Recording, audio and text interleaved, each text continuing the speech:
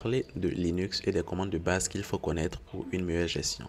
Comme vous pouvez le voir ici, je vais faire une petite note concernant la gestion des fichiers sous Linux et c'est l'ensemble des commandes permettant cette gestion-là que nous allons apprendre aujourd'hui.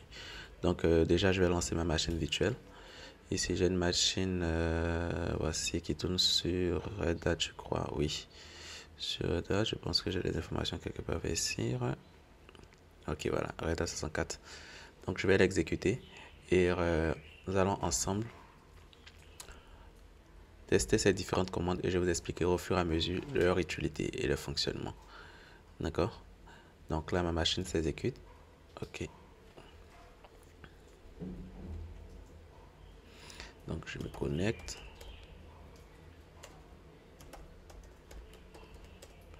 Ok, super. Donc là, je suis connecté à la machine. D'accord. Donc dans la gestion des fichiers, sachez qu'il existe plusieurs commandes pour pouvoir gérer, si on veut, ces différentes tâches. Donc la première commande ici, on me parle de ls. Ls, c'est pour voir comment lire le contenu d'un répertoire. Donc si je tape ls, techniquement, je vois tout ce qui se trouve dans le répertoire dans lequel je suis actuellement. Mais concrètement, il faudrait savoir où est-ce qu'on se trouve. Donc pour la raison pour laquelle on utilise la commande pwd pour savoir exactement où est-ce qu'on se trouve dans l'arborescence de Linux. Donc là, on me dit je suis sur mon home et c'était directement de mon répertoire personnel. Donc c'est dans ce répertoire personnel que je tape ls, je vois le contenu de tout le répertoire. Ensuite, on a la commande cd. cd privé de change directory. En gros, cette commande permet de changer de dossier ou de répertoire.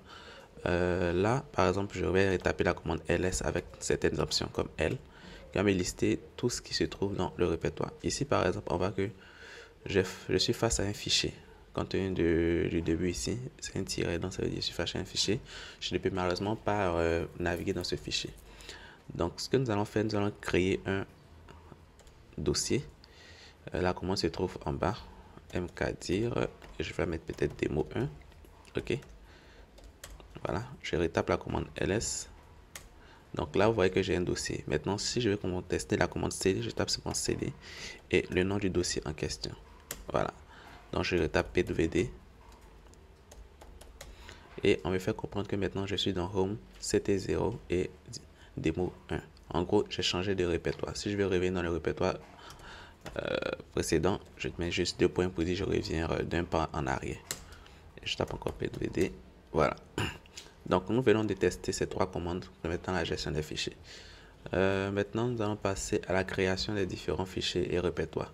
Donc, la première commande à connaître, c'est touch, qui permet de créer un fichier vide. Par exemple, je vais créer un fichier dans ce répertoire. Donc, je tape sur mon touch demo.txt. Donc, si je tape lsl, on voit que là, j'ai créé un fichier demo.txt qui se trouve maintenant dans ce répertoire. Je touche mon dossier demo 1 et j'ai ce fichier également qui existait préalablement. Au début, je vais dire. Donc, ensuite, on a la commande aussi mkdir que nous avons vu précédemment pour créer un répertoire. Donc, mkdir, je peux taper démo 2. Voilà, donc je tape ls-l, j'ai démo 2. Ok.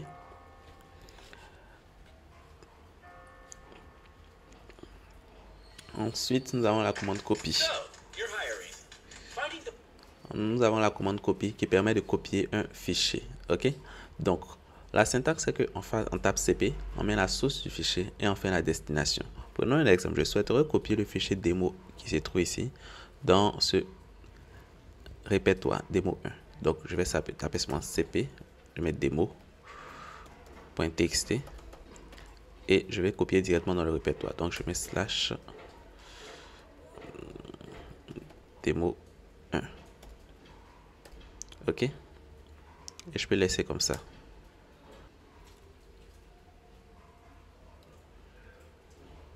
Ah oui, autant pour moi. Pas de slash. Donc, c'est plutôt comme ça. Et je valide. Donc là, je viens de copier démo dans le répertoire démo 1 et j'ai en même temps renommé ainsi démo1.txt. Cette erreur était due au fait que j'ai mis un slash, ce qui veut dire en gros, je vais me copier le fichier en débutant à la racine de l'arborescence de Linux et on me fait savoir que je n'avais pas les permissions nécessaires, ce qui est normal. Donc là, on vient par exemple de copier directement démo dans démo 1. Donc si je m'en vais dans démo 1, cd démo 1, on a vu cette commande. Et je tape ls-l pour voir la liste. je devrais trouver mon fichier démo1 qui se trouve ici, puisque nous avons pris le fichier démo et l'avons simplement copié en le renommant. Ok, donc là je reviens encore à la racine. Voilà, je tape pwd pour qu'on me montre où est-ce que je suis toujours. Et voilà, je tape ls-l pour voir le contenu. D'accord. Donc nous avons fait quoi? Tester les différentes commandes et on a fait la commande move qui permet de déplacer un fichier. Là nous avons fait la copie. La copie c'est prendre un fichier, copier le fichier, le mettre autre part. Déplacer c'est déplacer entièrement le fichier, le mettre dans un autre répertoire. Donc là nous allons déplacer le fichier 1, file1 qui se trouve ici dans le répertoire démo2. Donc je tape mv. La syntaxe est pareil. La structure mv, je tape file1. Ok, et je tape enfin ensuite le répertoire dans lequel je vais le copier. Donc je peux laisser le déplacement, je peux laisser entièrement comme ça. Il va simplement me déplacer file 1 dans démo. Par contre, si je veux en même temps modifier le nom du fichier en déplaçant, je tape simplement directement le nom du fichier, peut-être F2. Mais je vais laisser simplement comme ça. D'accord? Donc là, je viens de copier, déplacer du moins le fichier dans démo 2. Je tape ls-l pour vérifier. On voit qu'il n'est plus ici. Donc je peux taper seulement ls-l de démo 2. Et on voit que dans démo 2, on a file 1. Oui, ici je viens simplement d'afficher le contenu de démo 2 sans avoir eu besoin de me déplacer dans le répertoire. C'est possible en spécifiant le lien du dossier dans lequel on veut afficher, si vous voulez, le contenu. C'est ce que je viens de faire ici. Donc on voit que dans démo 2, on a uniquement que le fichier F1 que nous avons déplacé avec cette commande ici, mv. Ok? D'accord. Donc nous avons vu tout ce qu'il fallait voir. Ensuite, nous avons la commande rm qui permet de supprimer un fichier. Ok? Donc on va afficher le contenu de notre répertoire actuel. On voit que nous avons quoi? Comme je vous ai dit précédemment, les D représentent les répertoires et quand c'est tiré simple, ça veut dire c'est un fichier. Donc nous allons supprimer ce fichier qui se trouve là. Donc pour supprimer un fichier, la commande c'est rm suivi du nom du fichier qui se trouve démo x. Voilà. Donc si je valide techniquement, si je fais ls-l, le fichier en question ne doit plus exister dans mon arborescence. Et là, on voit qu'il a disparu. Il était présent ici. Après l'exécution de cette commande, on voit que le fichier a complètement disparu. Donc rm permet de supprimer un fichier. Donc essayons une chose. Essayons de supprimer directement le répertoire avec rm. Je tape simplement démo 1 et je valide. Cannot remove démo 1 is directory. Comme je vous l'ai dit, ça c'est un répertoire. Donc la fonction rm tout simplement ne permet pas de supprimer un répertoire. Donc il faut ajouter, si vous voulez, un autre argument pour pouvoir supprimer les répertoires. Et c'est r. Donc je tape r-r et je spécifie maintenant le nom du répertoire en question. Okay. Si je valide, voilà. Je tape ls-l également. On voit que auparavant, j'avais démo 1, j'ai tenté avec une commande rm simple. On m'a fait comprendre que c'était un répertoire dont je n'avais pas la possibilité de le supprimer ici.